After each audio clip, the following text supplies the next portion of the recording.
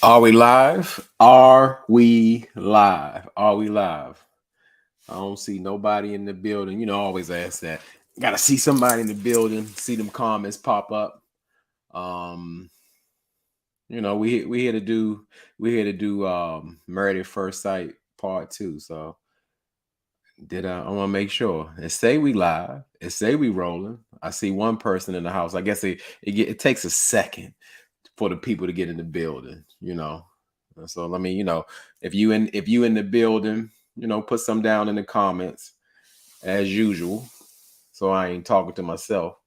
Um, there we go. There we go. Y'all know how Michelle Bird's in the house. Chi-Town, Chi-Town. What up, J Dub? Michelle Bird is in his house. Um, Oh, there we go. There we go. There we go. Now we coming in. We got A1 from day one. AW. Oh, hey, we in here. We definitely in here. AW. Pink and Cream is in the building. Hey Jay. Hey Jay. Jay is here. Waiting on y'all to come through. We're gonna come through and do this reunion and try to get try to get through. Try to get through to the through this season because I swear I don't know if dragging is a word. I mean they just won't let the season in, and just trying to get it over with. That's all. Just trying to get through because I don't know if it's been longer than other seasons. It's just the fact that we had all these filler shows going on, and it's just like when does it end? Because me, I shoot for getting to the end of the season, getting to the reunion, and finding some things out, or finding out what's happening after the marriage. When it is like a, what do you call it? Suspenseful. Are y'all still together? But we don't have no couples this year, really, but other than Nicole and Chris. So there's no mystery in it. And what has happened in this sense is that they trying to patch everybody back up together who ain't together. So that's something in itself. There go Tina Bree. Hey, J Dub. Tina Bree is in the building. So as I tell y'all, we always used to wait to about 10 minutes before we get started and get into it. And let me take some of this cap off. That's always the theme. I'll never forget Rasheed. When y'all see the chains, I wear every single chain, even when I'm in the house. But yeah, I got to take some of the cap off, and we're gonna get into this getting married at first sight and see what's going on. We got. I like how that Camille. Hey, love. Hey, Camille. Great to see you in the building. I appreciate you stopping through on a Friday night. We got Colton James Hodge. Hey, everyone. What's going on, Colton? Good to see you. Yeah, as I always say, y'all could be out having how about to say Taco Tuesday? It's Friday, just out doing your thing, enjoying yourself, drinking, but y'all here with me. So I tell y'all that I really appreciate that. That on look at LB looking like the light skinned Mr. T. Yeah, I pity the fool, huh? What's up? What's up, LB? That was funny though. Yeah, like I said, we trying to get this season and done over because I don't really see me diving into, I guess, the last where are they now because that's what it is. It just keep going on and on and on and on and on and on. I'm ready for next season for real at this point, and hopefully we can get something better. Camille say what wouldn't be anywhere else. I mean, I appreciate that in real life. J Dub ain't about no cap. MG Bye, good to see you in the building. We got brother Phil Good in the house. What up? What's up? What's up, brother Phil? In the house. So where we at? We got about 6 more minutes before we're gonna get started on this thing. And send these people off right. Cause I ain't, like I said, I ain't messing with that next episode. I might watch it, I might, but I ain't gonna mess with it because I'm ready for it to be over with. I mean, seriously. And that's saying a lot about the show because you supposed to want more. You supposed like, it's ending already. Oh, I need to see more. I need to hear more. I want to know what's happening. they've given us way too much worthless, information or stuff we've already known. They repeat. There we go. We got Danny Owens in the building. What up, J Dub and the Dub fam? Appreciate you, Danny, for coming through. What Pink and Cream say? For me, it's the change per usual. I wear Pink and Cream. I wear every single chain, even when I'm in the house. Even though this is cap. This is cap. It's cap. Who we waiting for? With Miss Bell at Miss Bell in the house, and I'm sure every other people they come through because we're gonna get started shortly. Let's see what LMV had to say. I'm all about the comments, and y'all know for those who don't know, people peeking in the bushes, it's all about the comments, whether it's a live, whether it's just a regular video. I need you in them comments somewhere saying anything, just saying hello, talk about your day, what you thought. It's all about these comments. Why? Because I'm YouTube's #1 commenter. LMV said, I've been ready for the end. I haven't watched since Jasmine met that guy. I'm telling you, it's awful. Who else we got in the building? We got Sheila Spencer. Hey, J-Dub. Hey, Sheila Spencer. Good to see you. All right, what's Tina Bree saying for you? Tina saying, this is probably the first time in MAFS history show they've drawn up. Yeah, I felt that. That's why I was like, maybe it's me. Maybe I don't know what you call it. I don't know. I'm just ready to be over with. But no, it feels like they're dragging me. It feel like this thing went on for over 6 months. Who we got in the building? We got Barbara Smith. What's going on, J-Dub? Good to see you, Barbara, in the building. Pink and Cream said they really have did overkill for no good reason. I know it'd be different if we had like quality content and we just couldn't get enough and like, yeah, keep giving it to us and giving it to us. It's just like they stretching it out. They won't let it die. They won't let it end. And like most of the people are over it. And the way I feel about it is just the fact that this was like a total failure, if you want to be real. For most of us who've been watching Married at First Sight, we are about or hopeful that people actually like kind of work through what they got going on by meeting a stranger and having like a happy life together. And it's so far from it. It's about, like I said, it's all about the drama these days. It's crazy. It's crazy. What Danny say? And they have another episode next week. Send it back. We don't want it. We don't want it. We don't need it. We don't want it. We didn't ask for it. I'm thankful that they didn't do a reunion part 3 because I felt like they even stressed this reunion out.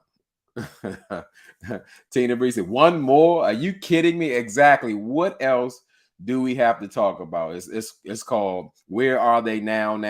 Because they've been dragging us through their whole lives, and I'm just sick of it. So where we at? We got about 2 minutes, so we get this thing going because we're gonna get started very shortly, so we can put this thing to bed. Married at First Sight, we gotta put it to rest. R.I.P. Because what a disappointing season, and as I say,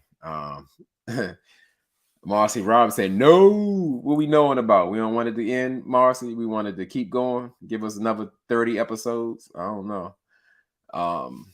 Because I think most of us have had enough of what's going on. So I don't know.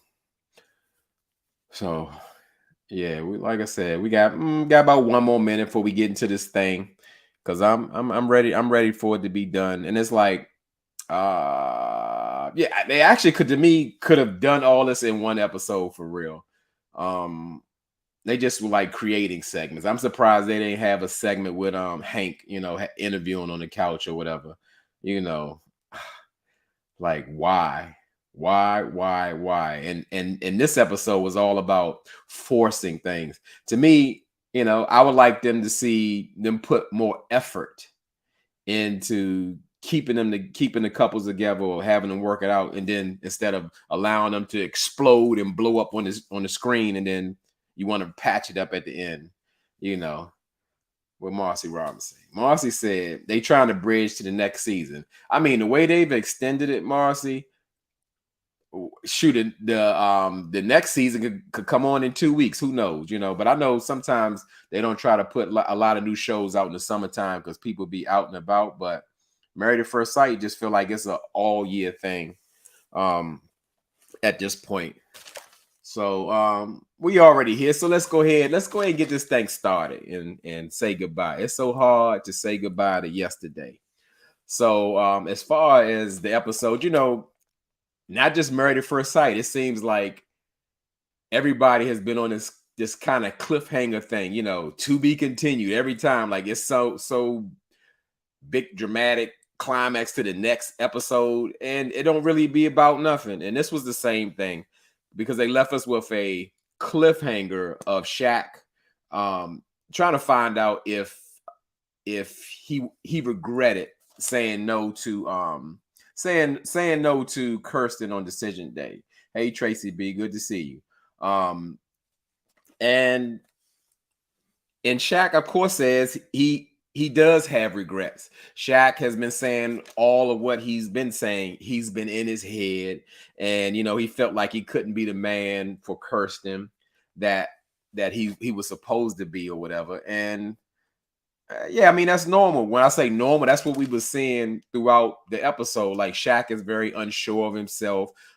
He's an overthinker. He's always making ridiculous requests and all that kind of thing. So Shaq is extra and super needy and all of that. And like I said, at this point, normally Shaq to me talks in circles, but I believe him this time. I believe he was really in his head. I always said before, Shaq has internal struggles, about being the husband, the man. And what Daniel was saying, he should have asked him if he likes high kicks and glow sticks. Everybody knows Shaq he would rather be at the high kicks and glow sticks party. That was the struggle. Like I said, that's why he come in the house pissed. He got to come home to Kirsten. Kirsten doesn't have I don't know. Kirsten didn't have what he was looking for. What makes him happy? Kirsten, she's a little dry. She's not as fun. She's not going to spin the glow lights around and be dancing on the floor and twerking and all that. She's not going to do that. Hey, Apple Charm is in the building. Yeah, Kirsten just, she's not really for him. And in a sense of like going round and round about, oh, why didn't this work? Why y'all couldn't put it together? I really like the way Kirsten stepped up in this moment. Like she was very direct about the situation. She was just pretty much saying like, we're not together. We're not going to be together. We've had an opportunity to patch things up and put it back together. So we're not there. And then when you hear something like that, it's like, okay, we got the answers. We see that they had their chance. The time has passed. So let's move on to the next segment. But no, Married at First Sight said, no, that ain't good enough. Kirsten, we heard what you said, but that ain't good enough. We need to, let's bring out your mamas. Let's bring out the mamas or whatever. They gotta bring out the mamas. And it just wasn't good enough for production or Kevin. So they brought the moms out, and you can tell both of the moms are pretty much in support of them being together, especially Kirsten's mother. She was, I would say she was the most sound and balanced out of the parents. Shaq's mother didn't say much. She kind of came behind Kirsten's mother, and Shaq's mother, I'll say Shaq's mother. Kirsten's mother was pretty much saying that their expectations were too high of each other, and they kept having communication problems. And granted, that's real, and that's why, like, you probably will hear me say this a few times throughout here, why the show needs to go back to the other way.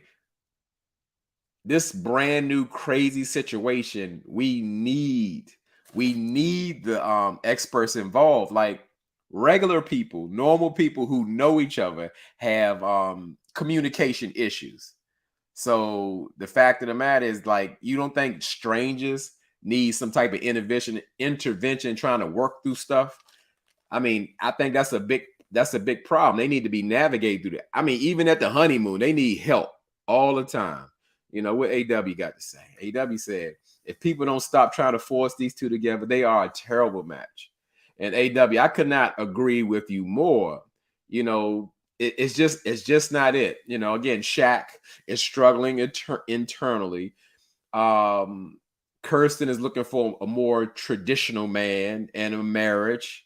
They don't speak. They don't, you know, they talk at each other, and they both check in and out when they feel like it. And of course, it just don't work. You know, Taylor Bridges, another wonderful YouTube creator. Check out Taylor Bridges if you have not. Check out her videos. She does Married at First Sight and other reality shows. The Experts showed up about 3 episodes. You know, that is something. I didn't realize. I mean, I knew they didn't really show up, but right, 3 episodes, that is absolutely ridiculous. What Marcy Robbins saying. They're not into each other. I don't know. I would say I know Shaq isn't into Kirsten. I don't know if Kirsten wanted a husband so bad that she's willing to settle for Shaq, but she was willing to give it a try. She finally opened up and put it out there. Let me go back. Let me go back to Danny Owens. I saw something. Y'all know I love these comments. Danny Owens say, I see where Kirsten got that thing from. Yeah, Mama. I thought Mama looked kind of young. She reminded me of like Jasmine or whatever. Mama, I think Kirsten has surpassed her, but you know, yeah. Mama was looking good, and so yeah, like I said, they like AW said, it got to a point.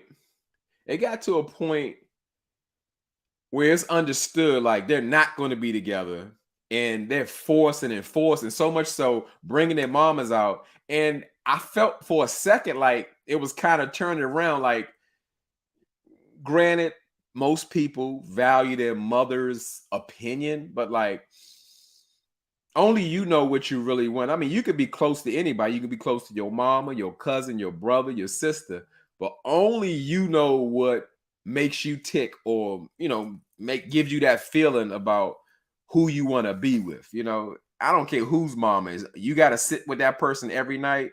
Feel good say Kirsten is dull as a box of rock. Yeah, she is. She is very dry. But more and more, I guess I kind of liked her better because Shaq was so bad. Yeah, she could use a personality infusion, you know, but I still like her though. I feel like you can work with her because in this world, a lot of people got something going on. I think what she had, you could kind of work with her. She seemed to be open, you know, towards the end, and so it could be something there. It could be something there. Oh, how missed this? How did I miss this? Y'all cutting up now. Let me take a breath for this one. See, now I was trying to be good, or Kirsten AW says Kirsten doesn't want Shaq. Kirsten doesn't want Shaq. Shaq wants to be the wife. If I'm telling you, don't he support me? You weren't there for me. You're not nurturing. You I mean, like Shaq need to be put back in the crib. Shaq want to get put in a diaper when he get home and have a bottle. Like, I mean, he just wants to be babied and mothered, and it's absolutely ridiculous. Camille, this is a great point. I mean, y'all comments are better than my review. Camille says you can tell she's used to emotionally unavailable men. Absolutely. Because if you go back to where she's saying she's not really a big kisser, and people was like, oh, she faking. She just, I mean, it's like I told y'all back before, in this new internet world, people on their phone, people ain't connecting with people. So like kissing is very intimate. Like you're connecting with the person. People, they aren't doing that no more. You know, it ain't about none of that. They can barely look at each other. They can barely have a one-on-one face-to-face conversation. Everything is like done through text. They might be sitting across from each other texting. It gets crazy. So this is a great point, Camille. Yes, I could totally believe it. She's in the the millennial dating world. It's a thing. It's a thing. I mean, y'all bring some good points. I was trying to bring up Phil's. Both needed the same thing but couldn't give it to each other. Yeah, it was like both of them. Both of them were the wife needing support and nurturing, and I mean all the stuff. Yeah, a bad match, like it's been said. It's something. I mean, y'all killing it. I mean, yeah, y'all sound like the doctors out here, like the experts. What Marcy say? Shaq wants a woman like himself. He's rather controlling. I don't know if Shaq really want a woman, but however, certainly Kirsten isn't his match. Definitely controlling, because if you don't give things to Shaq on his term in his timing, it's all off. It's off. Like I didn't meet you. It's 17 days. I didn't meet your family yet. What's going on? You know what? I mean, I know normally people when they introduce their family, you see them by the 16th day. What is going on? And yes, Shaq to me came off very self-centered in this sense, especially in marriage. Then you gotta granted, you don't even know the person is a stranger. I mean, you have to be so flexible, compromisable. You got to give a whole bunch of grace in this situation because you're absolutely dealing with a stranger and they put you together immediately. Yeah, I mean, that's something. Okay, let me see what Sheila Spence had to say. I'm telling you, I can't even get to the review. The comments, I love these comments. I'm telling you, this is like the best part. We could just do the review off the comments. I love the way y'all thinking and the points y'all making. Y'all like just get me to thinking. So Sheila says, Kirsten had me a little fooled by the way she was acting. I kind of think she was feeling Shaq, but maybe it was because he was the one who said no. You know what I think about that, Sheila? I think that Kirsten came around like kind of late. It took her a while to kind of open up. Like, again, she wasn't emotionally available because she's not so used to digging into those feelings and really connecting in a relationship. So, I mean, yeah, it's just it's a thing. It's a thing. I mean, y'all putting so many comments in, I can't even get to them, but this is excellent. What Danny Owens say? Shaq was around the house PMS or pre-menopause. Oh yeah, Shaq was flip-flopping through the house, and having all the attitude for no reason and not communicating because he was unhappy. Again, he left the high kicks and glow sticks party on a Wednesday night when he should have been studying, and then he got to come home to Kirsten and her salmon and broccoli.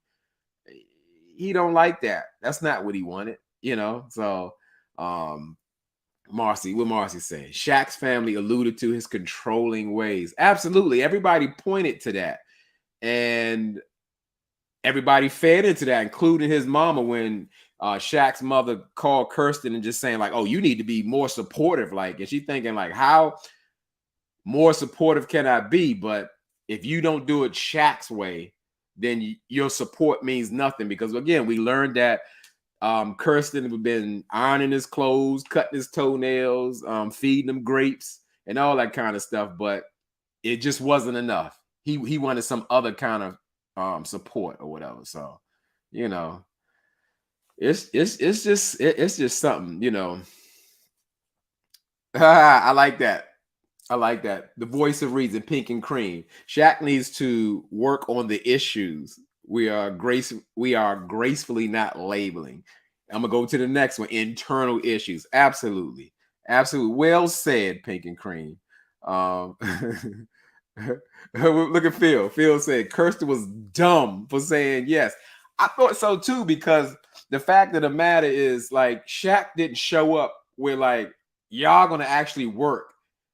Shaq was so wishy-washy and flippity-floppity on her. Why did she say yes when he hasn't been consistent with her?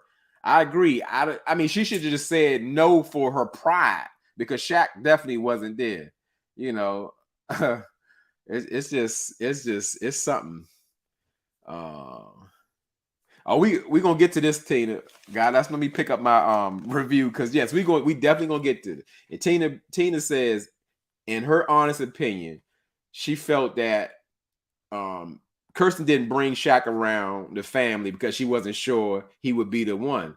And I totally agree with that. And I get that. And we definitely gonna get there. Let me get back on I done lost my place. Y'all done ran me off the off my little notes and stuff. But this is excellent. This is great. With Skylar, A, good to see you. The couples act like they were being interrogated by Kevin. I mean, I don't know. Interrogated might have been light. I'm talking about Kevin was applying full pressure. Like, what are we doing here? I mean, it's right there, y'all. I mean, what's stopping you? I mean, you guys should be together. I mean, it's perfect. You know, it was a lot of pressure. And I'm gonna tell you what, I like involved hosts, but not like that. I don't want to see a host like you trying to change the whole narrative and you trying to make a love connection for something that's broken, that's not there. And yeah, that's forced. They don't want it. If they wanted to be like that, it would show up like that. Camille said, I love that she told him, you don't get to play with me like that. Absolutely. I didn't even write that in my notes, so I'm glad that you said that. That's true, because how many times is she going to keep being rejected by him or him not showing up, him being wishy-washy, but saying like, oh yeah, I did. I did agree. What happened? What I missed this part. What Pink and Cream said. We sorry, Jay. What happened? I said something bad? I don't know. Put it down in the comments. Marcy said she didn't even bring him to the real apartment. I think you're right, Marcy, because there's no way the apartment was so bare and minimalist. And I don't believe like, oh, I'm a minimalist. I don't have a nightstand. I don't have any chairs. I don't have a dining room set. I don't have I don't buy that. I don't buy that. You know, I don't buy that. She was definitely hiding. I mean, for her own reasons or whatever. Phil goes that Kevin wants to be an expert. And that's how it came off. Like, because he even said, he's like, well, just call me Dr. Kevin. So I definitely think you on point with that, Phil. Like, he want the spot, he want a promotion or something, you know, because Pastor Cal ain't no doctor. So why can't Kevin Frazier be an expert, you know? I love it. Killing the comments are they're resting in peace, killing it. Pink and Cream said he has a lot of energy and no real insight. If that ain't the truth, it's all up in your face, it's pressure, but he even agrees with points that don't make sense. And we're gonna get to that for sure. What Feel Good say. Y'all giving her too much grace. They both deserve the smoke. You know, like I totally feel this comment, Feel Good, because I just said I think Shaq was so bad, we kind of veer off of what Kirsten was actually missing. You know, yeah, you know, that you definitely got a point there. That's what I'm gonna say. Pink and Cream getting you off your agenda. Oh no, but it's a good thing. It's a good thing because I be begging y'all like Kirsten was begging Shaq to stay married. Like, get in the comments, and y'all are just like, it's too many comments coming in, but it's a great thing because these are great talking points. So you know, we here. I appreciate it. This is a good problem. Tracy B. She didn't want to be seen with him around Nashville, but came on a TV show. Now, I think let's say two things can be true at the same time. I definitely felt like she was hiding him, but you also got to understand that Kirsten is a real Southern woman, and you know, appearances are extremely important to some Southern traditional women, if I could say that. You know, she don't want to be embarrassed. Like, I'm walking around town where I grew up, and now I got this husband, and then all of a sudden I don't. That's the problem for her. That's a problem for her. Tina Bree said, unpopular opinion. Kirsten can't do no wrong. Yeah, I mean, like I said, she looks like a saint when you put her up against Shaq. You know, that's the thing for real. I look at this. Look at this. This is accountability. This is what real men do. Feel good say Shaq had me food. He was manipulative. Good. Phil, you coming? I'm going to call you Dr. Feel Good. Dr. Feel Good. Because absolutely, he came into this package like he had everything together. He had direction. He was ready to lead. He wanted a traditional wife. He wanted the traditional family. And it came off as Shaq was trying to cover something. Shaq was trying to present something that's not really there. This comment right here, I'm telling you, this is real. I appreciate that, Phil. Look at that. Everybody like feel like exactly. I agree. Yes, this is so on point. It ain't even funny. It's not even funny. Phil coming through. You know, we have some shining stars in the comments. Brother Feel Good is coming through tonight. Dr. Feel Good is coming through. Camille says Shaq is definitely an unstable creature. That reminds me of Baby Boy, say I'm just gonna call him the unstable creature. Yes, like a little hissy fits. Let's talk. Let's keep it real, from around the way. Marcy, Shaq is sus. Shaq can get his little thing going. Shaq is definitely sus. Like I forgot the Ready to Love the guy. I forgot. Yeah, like when who we call Anthony. I like your conversation, but you suspect. And Shaq is definitely suspect. That ain't no thing, We're Pink and Cream talking about Kirsten. No saint for her. She chose to be on this show. Not saintish. No, it's just the fact that Shaq, especially going towards the end, got so bad. It was just like he became ridiculous. It was like Kirsten was like the only one trying, and Shaq was giving attitude and excuses throughout the process. It just got ridiculous, With Dr. Feelgood say, Shaq and Mack are the same person coming on the show for clout. And I can definitely say if anybody in the whole world coming on this show, Mack got to be an actor at this point. You know what? He wanted to promote his weed business in Michigan. So let me try to get back on track if I can. But if I can't, we're gonna figure it out. But what we were talking about previously, we got to see a never before scene where Kirsten was in a group setting with Shaq, and she was telling them like she had an insecurity about bringing Shaq around because she felt like, Shaq saw it as a good thing that Kirsten had home roots in Nashville. They could go to the spots. He could show around. Shaq is one of those people. I get it that he was missing something in his life, so he's looking for some stability. He wants her family to be his family. When you're married, yes, you do. But it was like he was expecting way too much out of the situation. But Kirsten was saying like she was apprehensive about bringing Shaq around because, granted, she didn't want to be embarrassed in the end. Like, oh, you got this whole husband, you around Nashville, and then everybody was talking about, didn't you have a husband with a big scar on his head or whatever, and now he ain't with yet?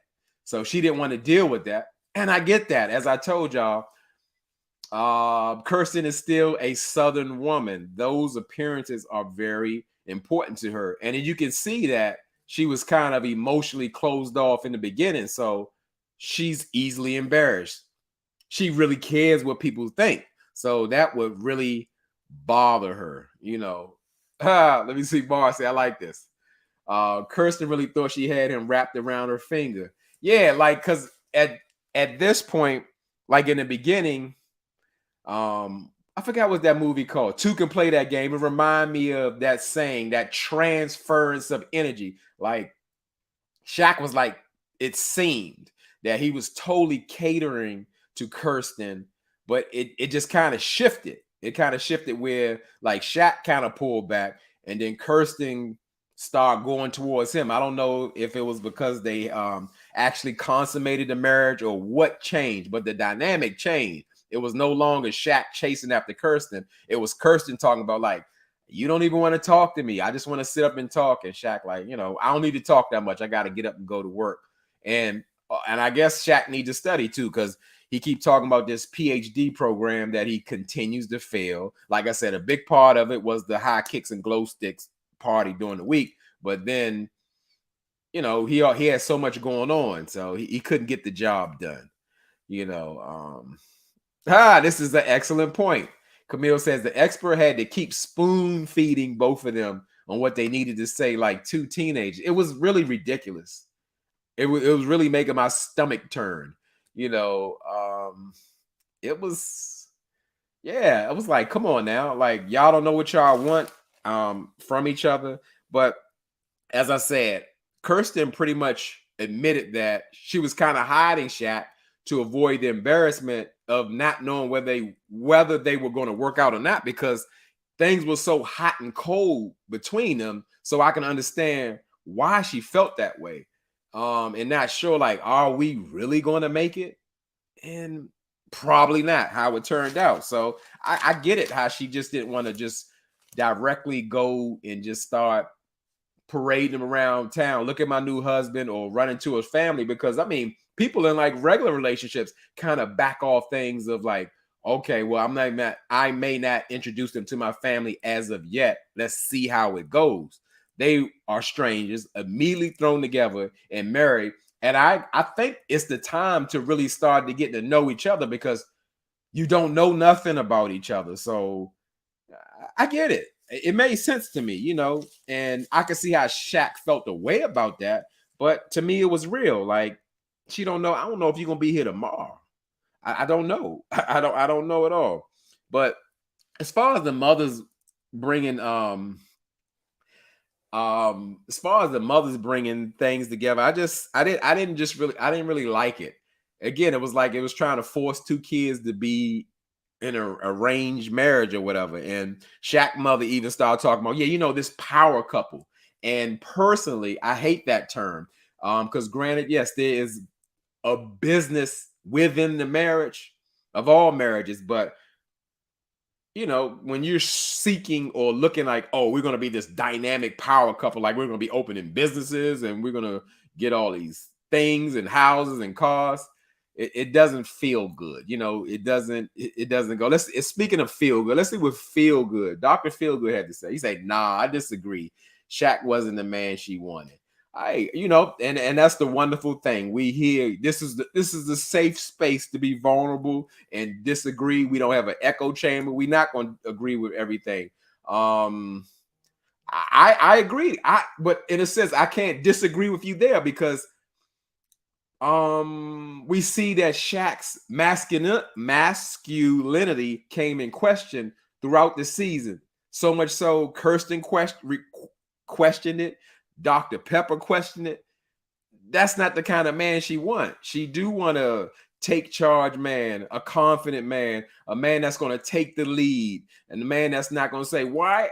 I need your support. She don't want no man like that. I agree. Maybe she was settling. Maybe she just felt like they didn't have a fair shot at it. I don't know. But no, in all, you're right, Dr. Feelgood. Come back around.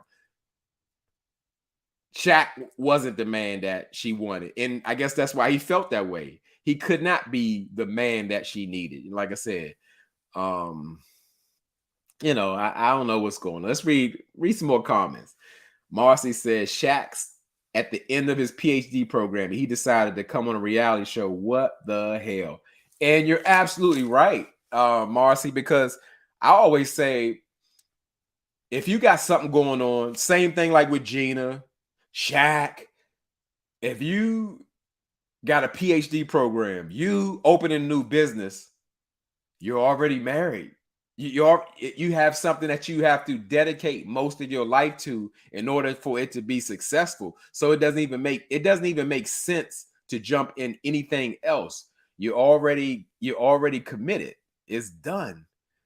Yeah. So I couldn't agree with you. I could not agree with you more. You cannot take on two marriages at one time. It's just not going to be sustainable. And like I said, the mothers came out and they trying to shame the kids into staying married or whatever, and it was way too much kind of pushing a certain narrative. We got to get these kids back together, and Kevin Frazier again, like Feel Good said, trying to be an expert and push them towards each other. You could tell Shaq is not really sold or convinced about like he wants Kirsten back. Like, oh, I made a terrible decision. I want this woman back. Um, this is it. I need her. And you can hear the way Shaq speak. He was like, "Well, I want things to be good for Kirsten. I want her to be happy, whether it was somebody else or me." That's not the verbiage that you use when you regretting making the decision of not having your wife in your life. That wasn't it. That wasn't it. So let me just try to break it up a little bit. Let's go to the Dom and Mack segment or whatever. And I guess we have to go into it because even though they were on the show for just a short bit, they just really got into their marriage or lack of marriage because it was over real quick. And they went over like the previous AW. I'm not picking you. Shout out to Ready for Love. Yeah, that's my man. I don't know his name. He from my area, and that's funny. Funny that you said that. Yes, that's what he told the ladies at Ready to Love. And I was on a live on Sabrina Soul channel with him, and he got pissed because I was like, "You really dropped the ball on like his ex that showed up and that was interviewing the ladies." She's a radio personality. Her name is Blue or something like that.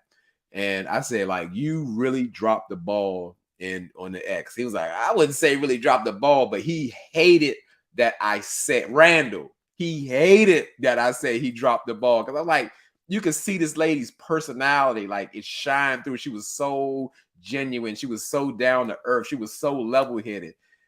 Randall hated that I said that on camera. You fumbled the ball. You dropped it. I'm not picking you. Yeah, it's just everybody everybody not gonna pick everybody. What Camille said. I muted Dom and Mack. I mean, I wanted to mute it, but I feel like I just couldn't. I had to just cover them because they made it. They made it just such a big part of our lives. What Tina Bree said. This is interesting. This is getting good. Tina Bree says, I've dated guys similar to Shaq. I needed to take charge like my own dad was. Yes, Tina, somebody got to be the man in the situation.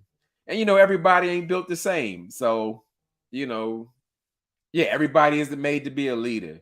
Everybody doesn't have that take charge in it just because they're a man. They don't. It's not there. What Marcy Rob say? J-Dub, no, we don't. What I miss? I missed that part. But they went to Mack and Dom's little clips and segments. And I'm gonna say what I saw, in my opinion, it seemed like they were really into each other. I was like, wow, like, what happened? What's going on? And you can even see that Dom was like touched by the scenes. She's like, she was like, yeah, I mean, they was having a good time on the honeymoon. I don't know if it was because they was in Jamaica on the free trip or what, but like they were vibing, and in some cases, Matt was like kind of being funny in the pool. They was hugging, doing a little romantic night swimming. He like, no, I will not have sex with you. I will. She's like, oh, I didn't say that. I mean, they was having a great time. Marcy ain't going for it. Marcy said, Dom stretched out her 15 minutes with them tears. Please. Marcy said that ain't it. She said, nah. So Dom had me fooled. Dom, I was like, oh, she's touched a little bit. It made me, feel bad for 2 seconds or whatever. And as I said, when I looked at it, I'm like, they look like they had something. So what happened? And kind of listen to both of them talk. To me, it started to make sense. It made a little more sense to me because I'm gonna say, yeah, everybody plays. Look at this. Look, you took the words out my mouth. Y'all on it. Marcy says Mack was annoying AF. Yes, that's where the breakdown started to come. How people have to excuse their bad behavior, my quirkiness and all that kind of stuff. No, your personality is terrible. You lie about everything.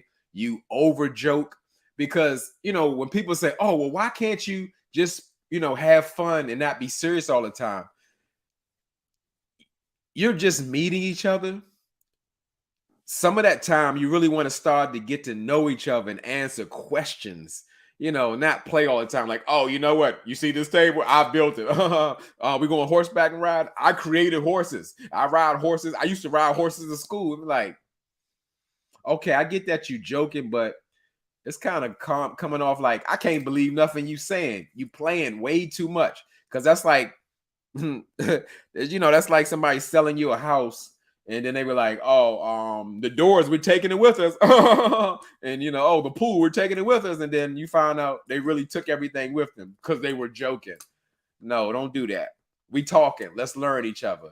So exactly, Marcy, Mack was annoying AF. That was the big breakdown of that. And then can I put it all on Mac? We gotta go with the fact that Mac didn't have the most desirable living conditions. The terms just seem a little off.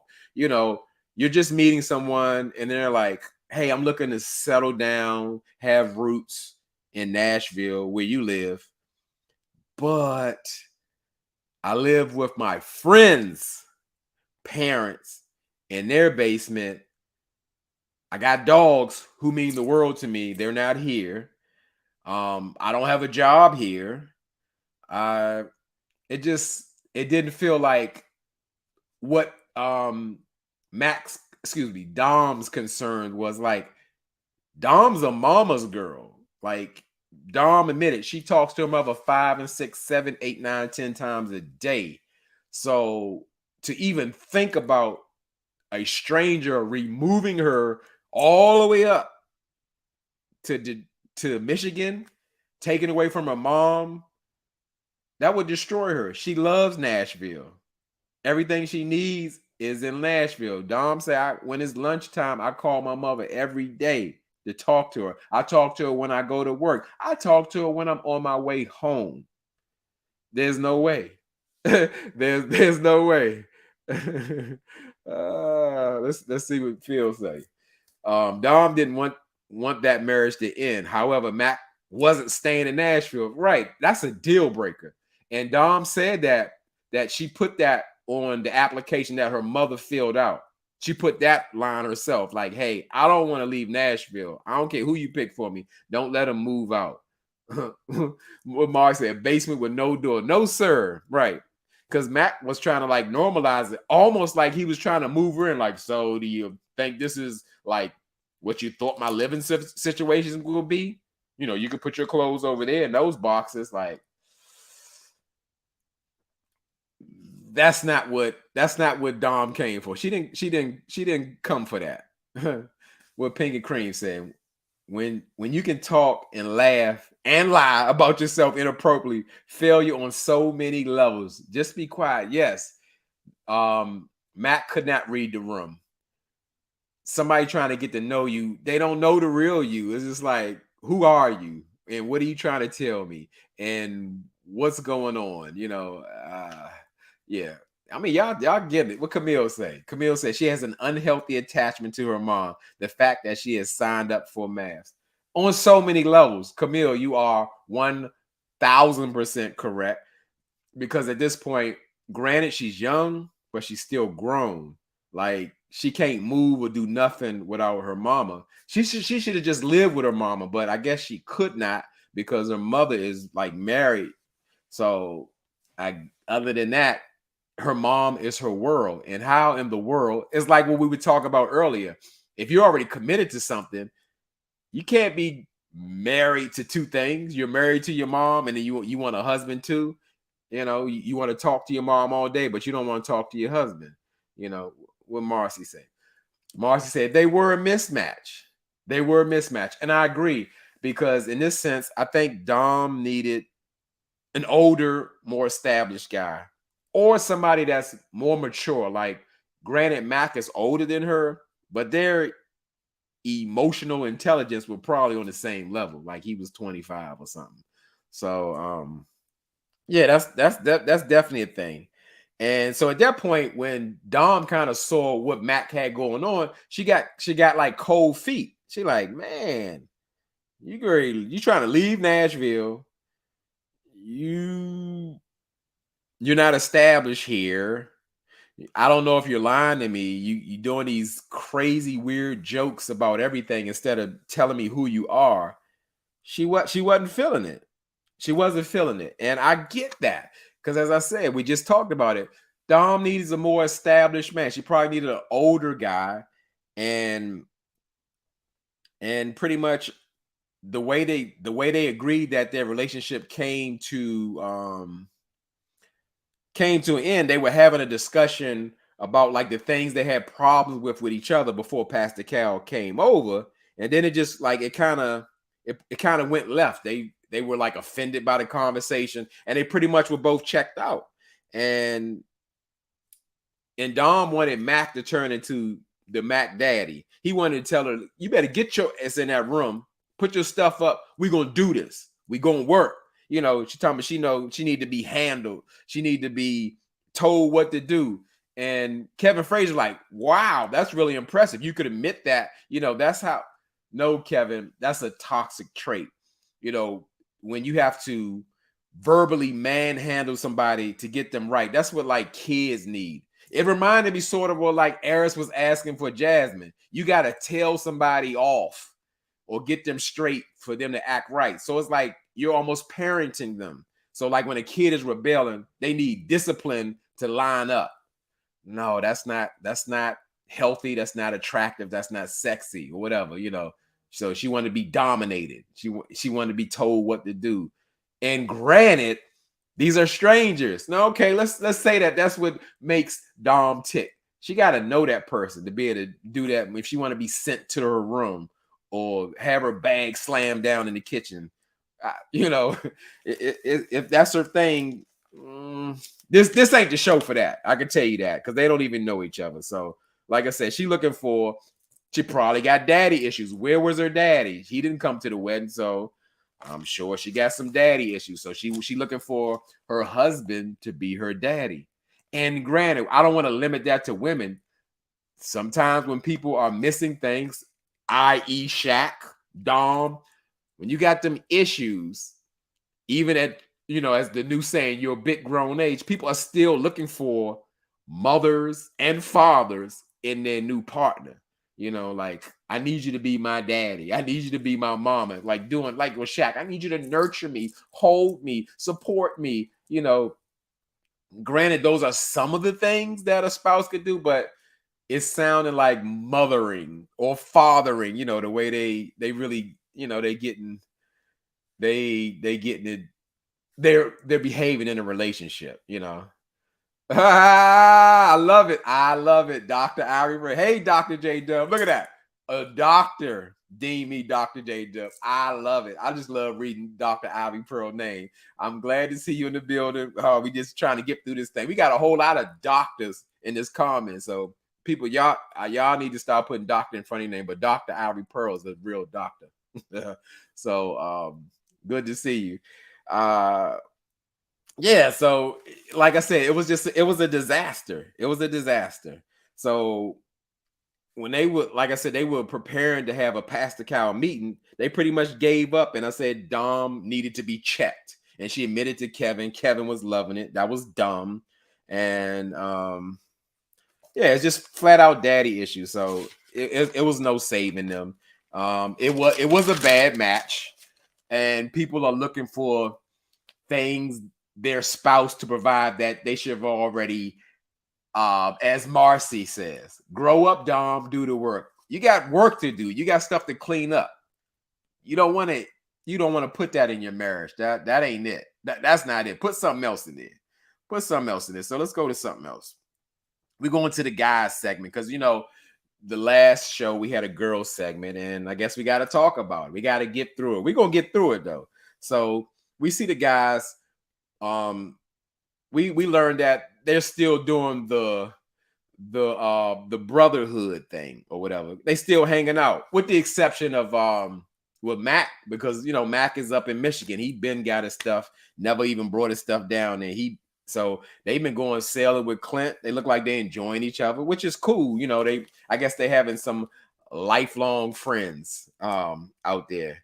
And Kevin goes to asking the kink master, aka Eris, was he surprised that his marriage wasn't full of all this sexual energy and experience? And he said he was kind of surprised that he didn't, because that's what Eris really thought that like marriage was about. Like, remember he said the comment, oh, I thought the marriage, that the sex was going to be amazing, and oh, give me more, put your leg up here, all that kind of crazy stuff.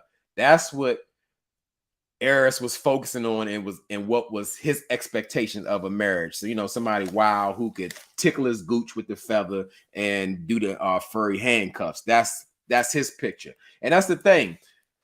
That's what they say, that in any relationship or marriage, that expectations can kill that relationship, because you're on a different page and you have some things that may be unrealistic.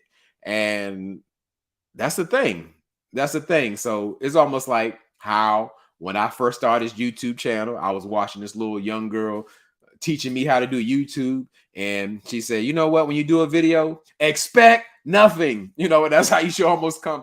Sure, you should have standards in a relationship, but when you put certain things in perspective and almost try to control a person or put them in a box where you want them to be, you're probably going to lose. You got to kind of see how it flows. Yes, you should have some, I'm going to say, some boundaries, some expectations, some standards. But when you're expecting a person to show up the way you want them to, it's probably not going to work out.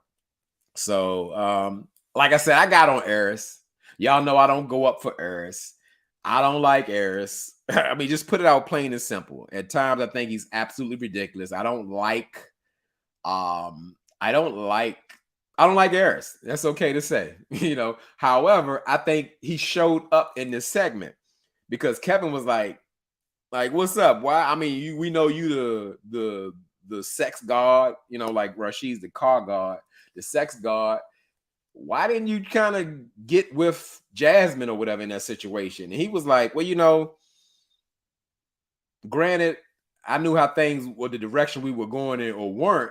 I didn't want to kind of like take advantage of the situation or like, lead her on. And I can highly respect that. I was like, wow.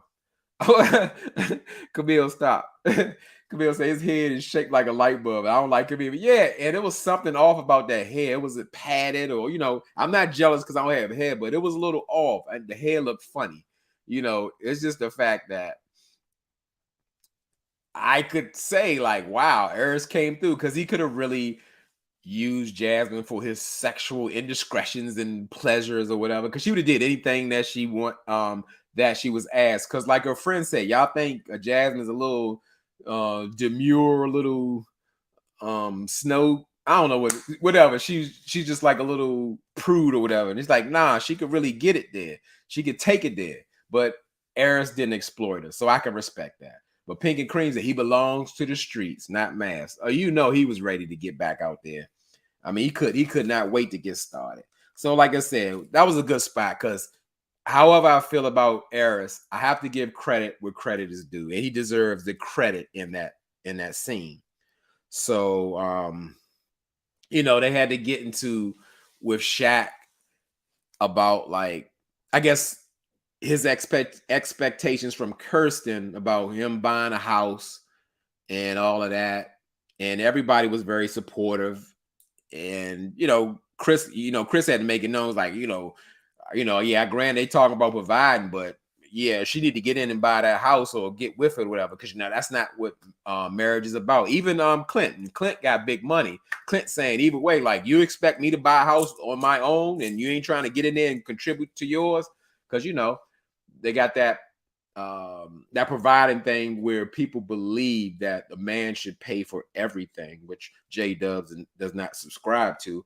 And Clint got big money. Be like, where you going to get in there somewhere now, ain't you? You know, you just gonna put this all on me. Like you ain't gonna put no money up. I mean, something. You know, so yeah, that was a thing. And you know, Shaq felt vindicated. He's like, no, I knew she didn't want me to buy $2.9 million. I ain't got that much money in my bank account. Shaq ain't got no money in his bank account. Shaq got student loan debts for he keep failing school. So he probably got as much as student debt as Rashid from Ready to Love. So he ain't trying to get no house and all that. But I understood what he's saying, because the same way that Kirsten was unsure about bringing him around and being unsure about the relationship, he like, I'm gonna jump into a house with you, and I don't know if we gonna make it or you feeling me or nothing like that. So I got it. I really got it. So they were there for their brother, and that Shaq shouldn't have to buy no house. And it was actually, the scenes were funny to me, because when Shaq was talking to Kirsten in the kitchen or whatever, and Kirsten was like, "Oh, I got friends. Their husbands buy them cars and houses and all that." And Shaq said,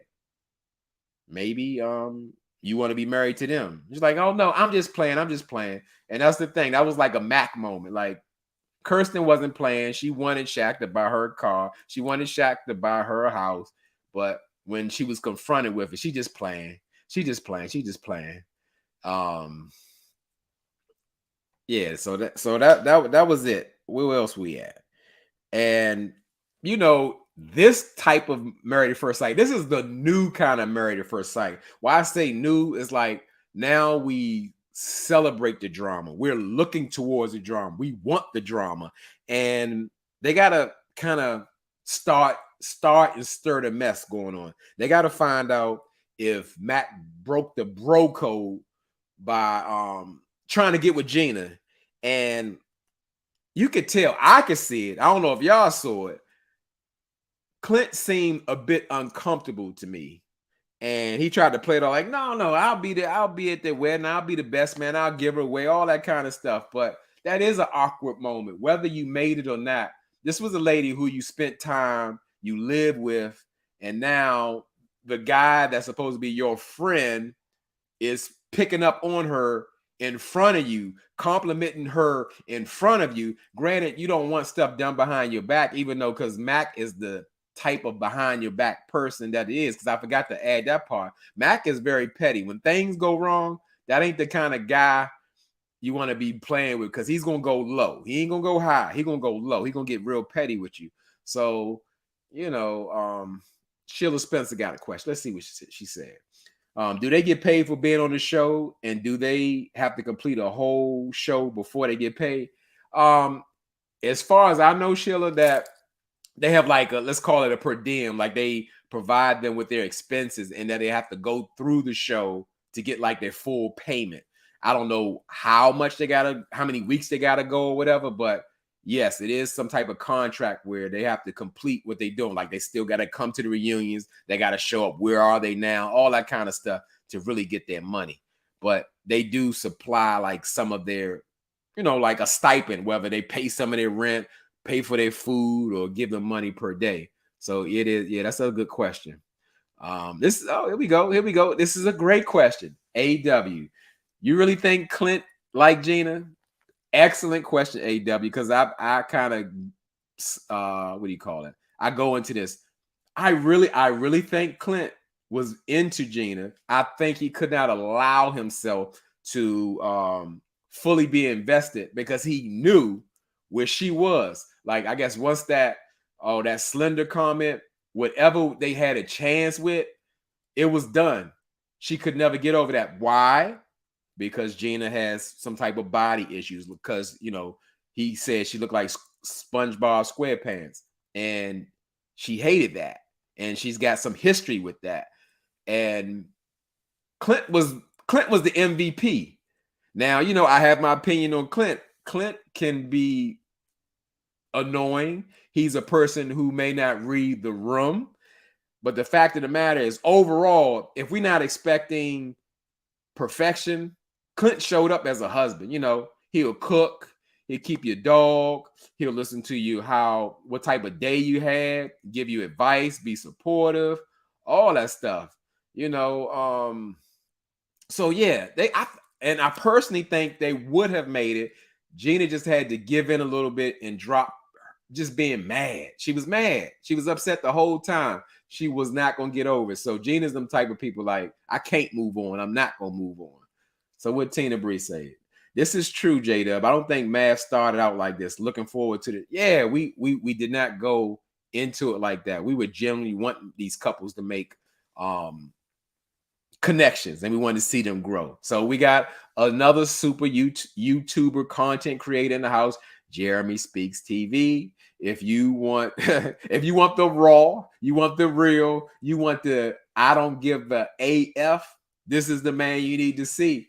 100%. Like he goes, and I was trying to get ready for this live, and I'm listening to him talk about the strawberry letter lady, about her and her husband. That's a whole nother thing. And it was hilarious and true and all at the same time. Jeremy brings it.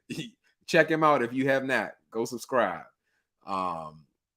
What Pink and Cream say? Body dysmorphia. You know what? I don't even know what dysmorphia mean. I guess that means you don't like how your body look. But somebody break that down in the comments and educate me. I want to learn. AW say, I really like Clint. He's a party. And he is. And like, especially if things are lighthearted, don't you want to get somebody who's fun and free and generally doesn't come off offensive? And like, you can see that he's willing to put the effort in. He's going to try. He's going to try to make you comfortable. He's going to try to do what he can to make you, be all right. So who don't want a person like that? Like I said, granted, we'll go back and revisit some of the things. He don't kind of read the room. He is annoying. They went to the horse ranch and he grabbed lady hand. Nice to meet you. And he kissed his own hand. That's weird and irritating. Or like they was at the retreat house. Granted, nobody's having sex. And then you ask everybody in the couple, so guys, where's the most awkward place that you've had sex at? And I was like, Clint, this is why Gina don't like you. Read the room. Nobody's in having sex. So you expect these newly married people who aren't having sex with each other to talk about their wildest escapades about other people? Nah, that's where he lose me. But nobody's perfect. Overall, Clint is the man. Yeah, he's the man. So yeah, I really think that they could have actually made it. All Clint, and I understood it. You got to have some pride about it, because you can't say, which I thought was unfair from the first reunion, where we could speak on Clint saying slender bender, that type of thing, but we can't talk about gingery features and how, with your pale skin and your gingery features. I was offended, and it wasn't about me. So I know Clint was offended. What about Clint? What about, hey, Gina may owe him an apology, or could have maybe said it differently, anything, just to be considerate. Yeah, granted, they were doing that, what do you call it? That blunt truth or whatever they doing. But no, that ain't the move, especially when you get to know each other, because somebody could easily get offended, which they did. And they never recovered or bounced back. But Clint was into her. I totally believe they could have worked. She just had to drop that I'm mad at you and move on and say, you accept my apology, let's move on and build from there. I'm not that person. I don't think because Gina only heard that you call me fat. You call me SpongeBob SquarePants. And she never got over that. She could not get past it. So they could never work. And yeah, where we at? I done lost my. So yeah, we still in the guys segment, and Kevin, he always got asked, so what's going on, guys, in the DMs? What's up with the DMs? Kevin always got to know what the DM freak. I'm gonna start calling him Freaky Kevin, because I call Pastor Cal Freaky Pastor Cal, because he always want to know, are you guys having sex? Are you old? That kind of thing. So we get some wild DMs. Mack talking is some women who want to drink his bath water. And Shaq talking about somebody want to lick his bald head and lick the scar too, to see if anything come out the scar. Something, just all kind of crazy and wild stuff. So they then bring out like the the experts and everything.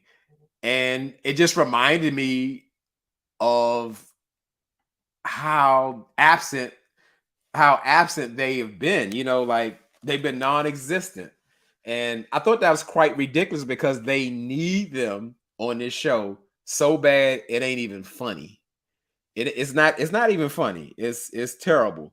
And you know, well, this season they had Dr. Pia, Dr. Pepper, and Pastor Cow. I missed the other doctor.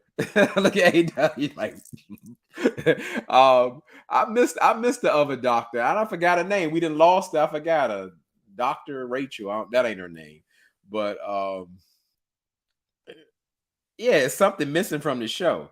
And it's just the fact that like now they want to come in and be experts and break everybody down. Like, oh, which some of it was true. They tell me, Dom and Mack kind of. Oh, there we go. Dr. Camille got me. Dr. Viviana. Yes, I miss Dr. Viviana. To me, she was the most well balanced, down to earth, realistic doctor out of all of them, in my opinion. Yeah, it's just the fact that now you want to break it down. Oh, they made a rash decision. They did because like they both kind of got mad, shut down, and they was done. Dom and Matt could have probably actually made it or made it a little further because they were both on the same emotional level. Don't pink and cream, don't you do that. Stop it. Dr. Nicole, don't do that. Not by the great Dr. Nicole. Rest in peace. Oh my goodness. They messed up on that one. We ain't even talking about that. Not Dr. Nicole.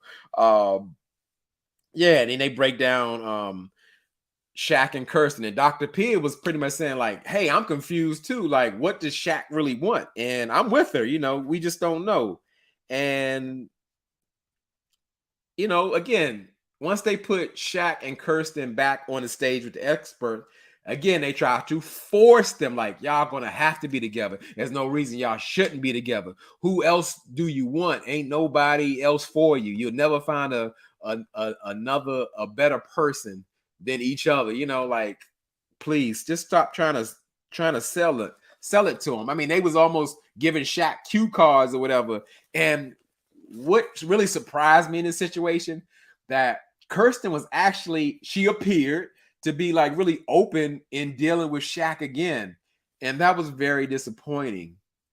I think she needed to stand where she stood. Like, hey, we had our opportunity to be together. The ball was dropped. We're moving forward. We're not each other what we each other need or whatever. But she was like kind of convinced. But guess what? At the same time, Shaq wasn't even convinced himself in that situation. He like, well, we're going to get together and maybe there is some hope. And, Kirsten broke it down. They was like, well, Kirsten, tell them. They like feeding her lines. Kirsten, tell them what you need from her. She like, well, I don't need you to be playing with me. I don't deserve that. And then Dr. Pepper's like, they was trying to just run this emotional moment. Well, Kirsten, since you rejected Kirsten, she needs you to be at the forefront to let her know that you want her, that you need her, that you desire her, and all of that. And Shaq was like, well, yeah, and Kirsten, and they was like, Kirsten, was that it? Was that what he was supposed to say? She's like, yeah, that's all I need to hear. And Pascal like, dude, like say the line so you could get the girl back. It was just, it was sad. It was sad. I mean, like, if this ain't an arranged marriage, feeding them cue cards and everything, things to say, it was just like so ridiculous. So, like I said, to me, it wasn't much more there. I was done after that. I felt exhausted. After that because it's like you're forcing these kids to be together. They don't want to be together. They're not made for each other. Let them be. Look at AW. Who wants a man who is lukewarm about you? No. Need to have more pride than that. 100%. And just anybody. If somebody's, that doesn't feel good. Somebody's lukewarm on you and you're giving your all, everything you got, and they like, I don't know, maybe we can do dinner and maybe we can talk about it. Like, She opened the door back up and he still couldn't deliver. He couldn't deliver because he don't want her. I don't know what he wants, but he don't want her. Pink and Cream remind me of this song, because I know a song about that hit hard. That's off of Baby Boy, the Marvin Gaye song. It's Much Too Late. I don't know if that's the same one, but that's a good one too. So yeah, let's see what Camille say. And Kirsten is beautiful. She could have whoever she wants, and one is Shaq's weird ass. Go figure. Camille, you're absolutely right. Granted, granted that Kirsten could be a little dry at times, but I think she had everything that you need to work with. No one is perfect. Remember I told you the 80-20. No one is perfect. Kirsten could have anybody she wanted, but I forgot who said it. You know, my memory leaves me. It's just the fact that Kirsten isn't used to an emotionally available man. You know, she's not used to dealing with that way. And the man's probably go to the lounge and go to Pound Town and we'll see what happens. You know, it's too late for you and me. Much too late for you to cry. Absolutely. Ooh, I felt that. Just read it. Yes. What Dr. Ivy Pearl had to say. Shaq is not interested in Kirsten. He does not want to continue to try. Absolutely. He was making up every excuse and he was so wishy-washy with it. And it was okay to say, oh, Tina Bree said, no, I meant the song by Denise Williams. Well, there's a whole bunch of them. That's funny that we just keep bringing up these songs. J-Dub is a music guru. And I feel there's a movie or a song that can apply to pretty much every situation in life. Like in real life, that would be a good thing. Like I actually have a song that I will call that spells out my life. You know, music is that serious. Music is that powerful, but I don't want to get off subject. So yeah, it's just the fact that Shaq dropped the ball again and again, but I can't say that he dropped the ball because he don't want the ball. He don't, you know, he might want, let me stop. I ain't even gonna say that. He don't want Kirsten. She's still giving him time, chance over and over again. She wanted to give their relationship more time and he just didn't want it. He got to act crazy. Oh, I didn't know saying yes meant more time. Granted, he could have stayed married to Kirsten and just saw and got a divorce later if that was a thing. It's like, let's see. But he didn't want to. He didn't want to. What you just scream about, AW? What I do? You know, it's just yeah, he didn't want her. It's that simple. We ain't gotta complicate it. We ain't gotta rack our brains about it and wonder why. Oh, why? He don't want her. That's not what he wants. And the part that disappointed me so much is the fact that she was still open after being continued to be rejected. It's different. Like, you got to have some energy coming towards you. Like, oh, okay, now I see Shaq made a mistake, but he really wants this woman without people telling him he want her and spoon feeding him about he should be with Kirsten. And Kirsten was saying it like, you know, and Shaq was getting frustrated. Well, just let me finish my thought. You know, let me tell you the way I want to tell you. You know, he got to turn into the queen every episode sometime. He can't help it. You know, let's see what Skylar A said. I'm done with the review, but these comments, I could go on forever. I'm going to go as long as y'all go. Skylar A said, rumor is that Shaq lives in Texas now. Skylar, that's not a rumor because Shaq actually admitted he lives in Austin because I remember before he had made a decision to turn a job down without telling Kirsten, but I don't know if that was the same job, but now he took the job and he lives in Texas. And then the fact that, yeah, how are we going to get them together? But I'm glad you brought that up. How are we going to get them back together? This man then moved all the way to Texas. So, yeah.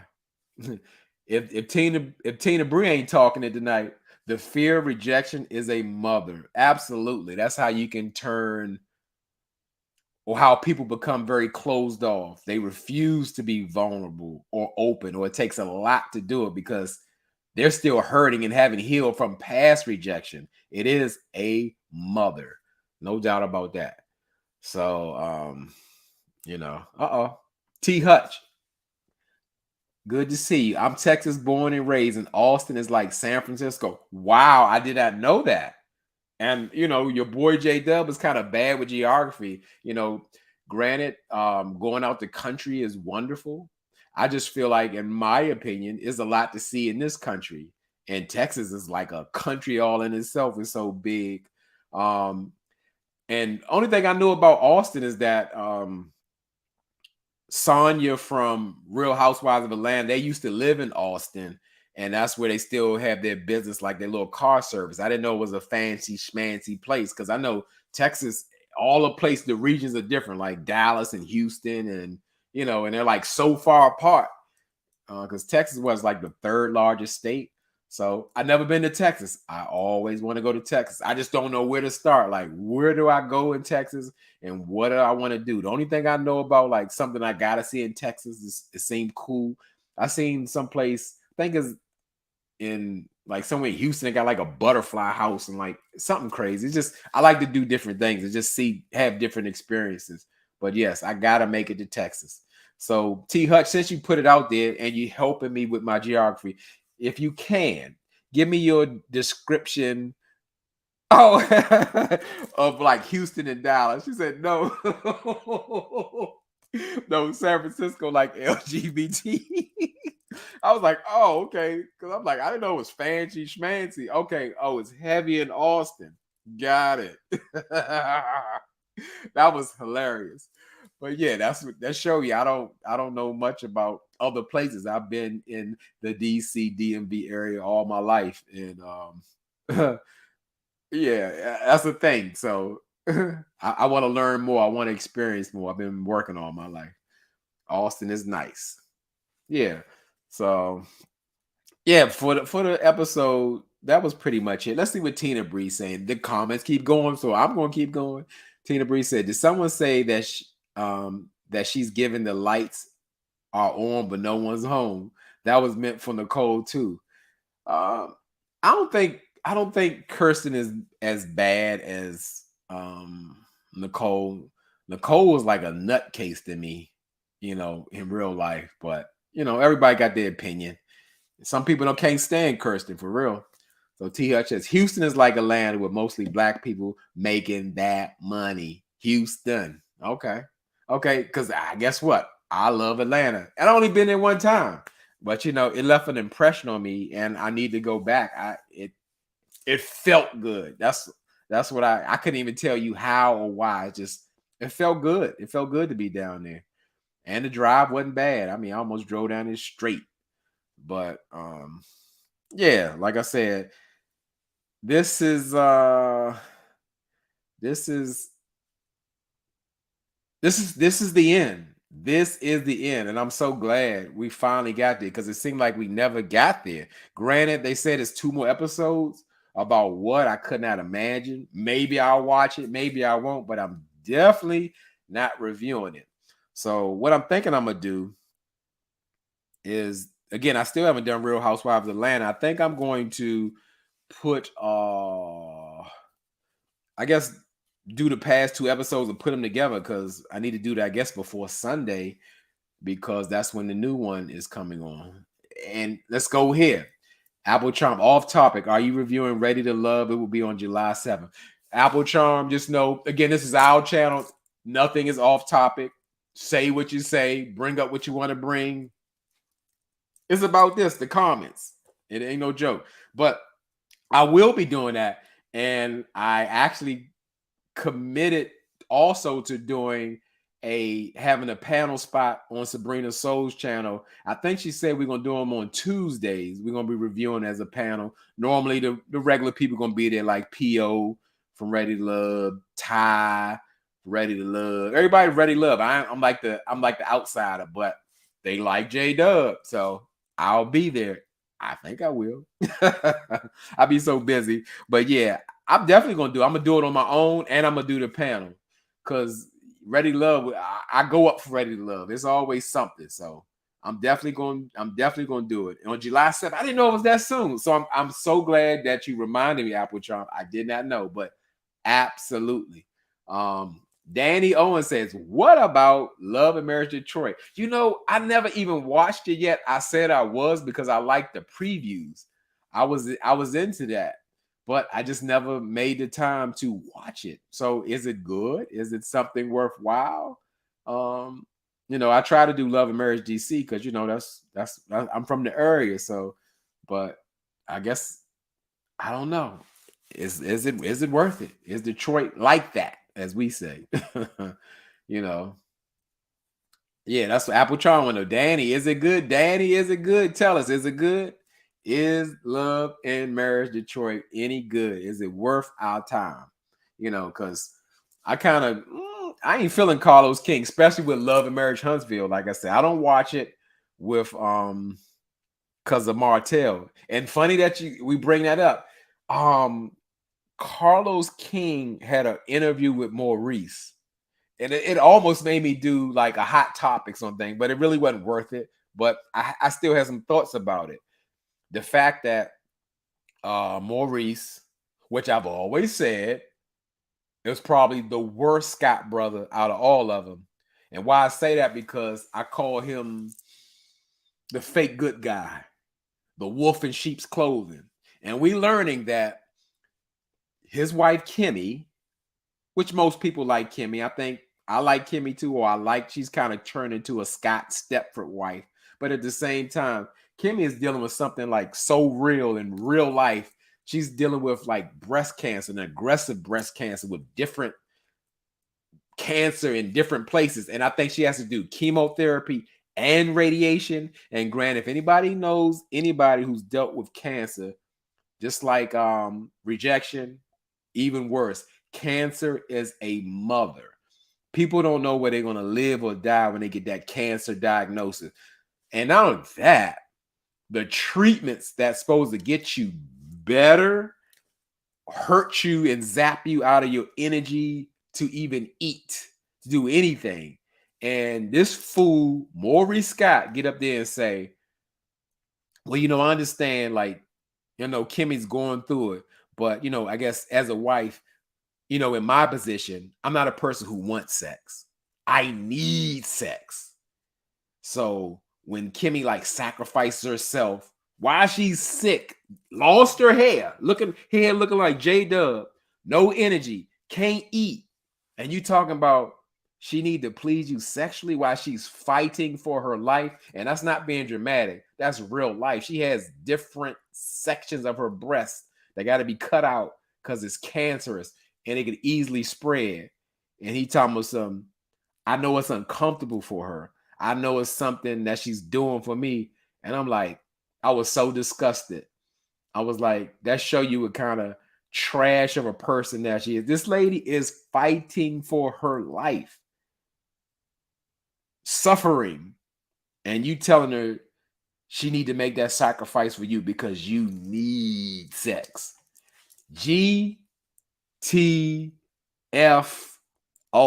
Are you kidding me? Does anyone know when Love and Marriage DC will continue? I don't. I haven't heard anything. I definitely want to find out. I want to see it. But yes, it was y'all giving it to me tonight. Camille, Maurice is such a-hole. I'm like done with the show. I cannot deal. Yes, he is awful, disgusting. Black history fun fact, Marcy Robbins. Chemotherapy was invented by a black woman. I want them to invent something else because it's like killing the cancer and you.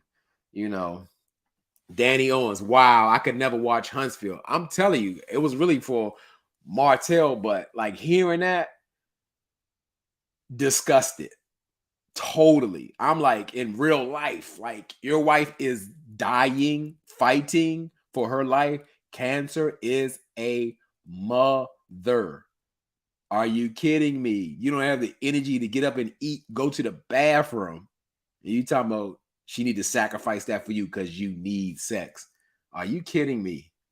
Are you kidding me? Are you kidding me? Are you kidding me? y'all bring it low class. Yep, like school on a holiday. No low class or no class.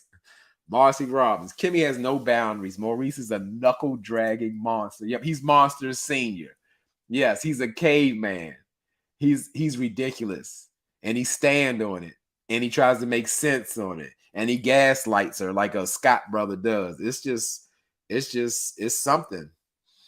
T Hutch.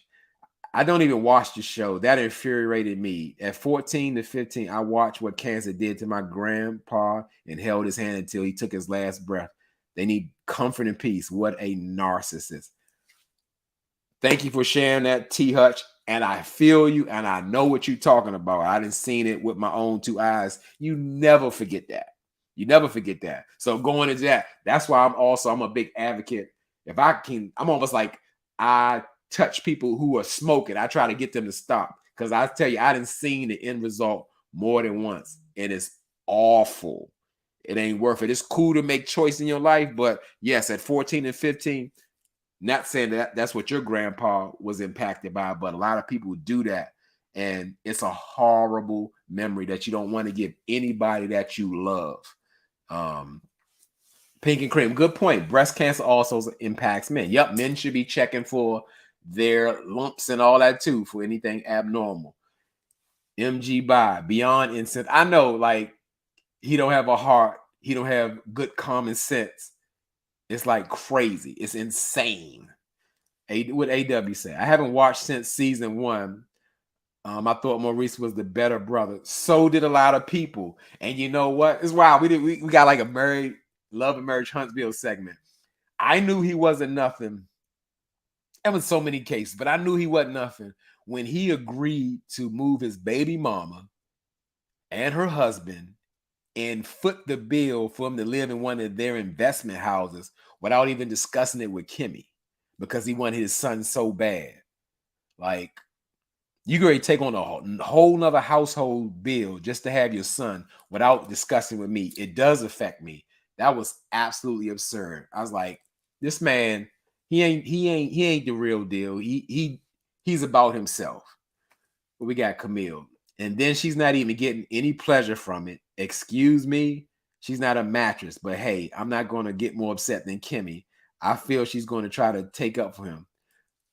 Yes, she's turned into a Stepford wife. And absolutely, it's just like he has no regard for her. No regard. Bossy. Boy, I better get a toy. Yeah, no, he needs sex. You know, he put emphasis on it. Was ridiculous. Pink and cream. Men need to do breast exams, be checked when having annual physicals. That's a good public announcement in real life because men, a lot of men don't get the health care that they should and need. Maybe Rashid can't. He don't got no insurance. But let me stop. That wasn't nice. I'm just acting. AW, what? Yeah, she talking to Marcy, Kimmy. Yes, it almost gets disgusting on her end. Like I said, I used to be a Kimmy fan, but I think the chip in the back of her neck kind of kicked in, or she's just not herself. They got her, and she has turned to one of those Scott wives, those Stepford wives, which I cannot stand. But as I said, it was really more so about Maurice that, like, he could really say that out loud. Like, some things you need to keep to yourself, and that was one of them. Believe that, because that didn't need to come out his mouth. We don't need to know that you're that low of a human being where you can disregard your wife fighting for her life, but she needs to sacrifice herself to pleasure you, and you make sense of that. I was like, man, I didn't think I didn't think he could go that low. So what Camille said, I used to think Kimmy was so great and outspoken, but she allowed this show and her husband to wear her down. We right there. Absolutely. Y'all better talk it. Kimmy's in a war, and it can't rise up again. Stepford. Yeah, she gone. I think she gone. And again, she's fighting for her life. And the person closest to her is worried about his needs. Something that he has never dealt with or could really understand. Like, you're looking at your mortality, like what Kimmy's like in her early 50s. Like, I might not make it in real life because so many people have not. But we worried about your needs. Because, like Maurice said, I don't want it. I need it. Woo. What Tina Bree say? Yes. Just when you thought Martell was the worst, Maurice came off like the good guy. Yes. A wolf in sheep's clothing. He's definitely the worst Scott brother in history.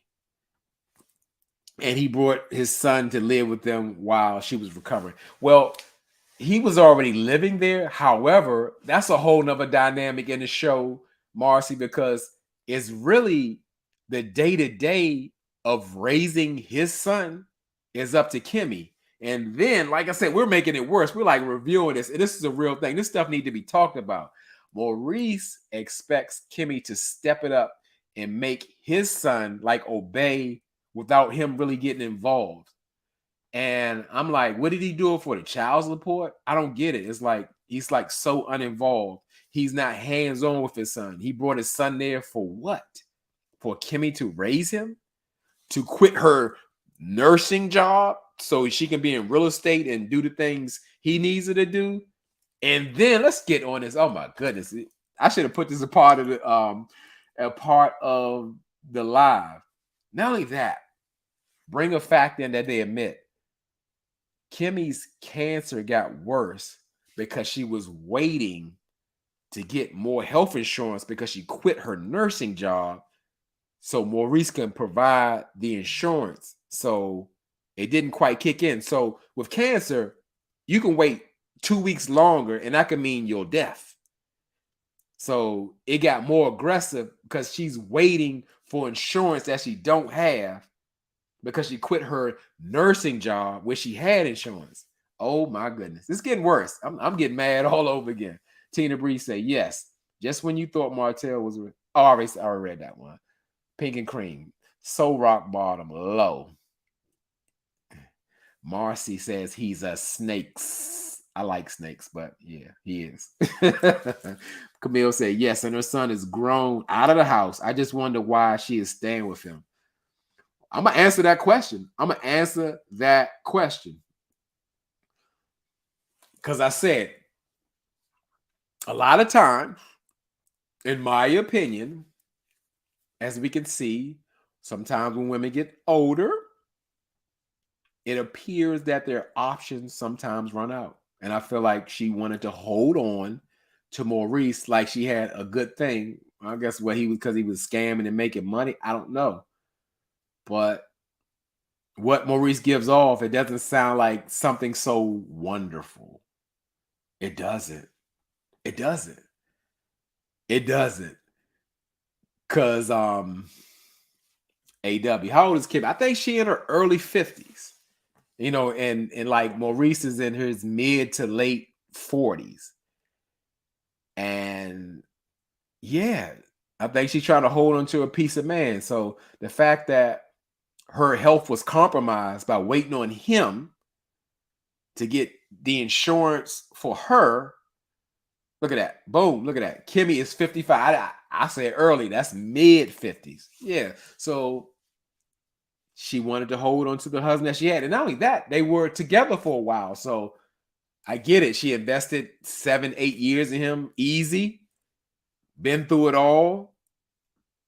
She wanted to keep her man. She wanted to keep her piece of a man. Because Kimmy could do that by herself with her family surrounded. And have health insurance.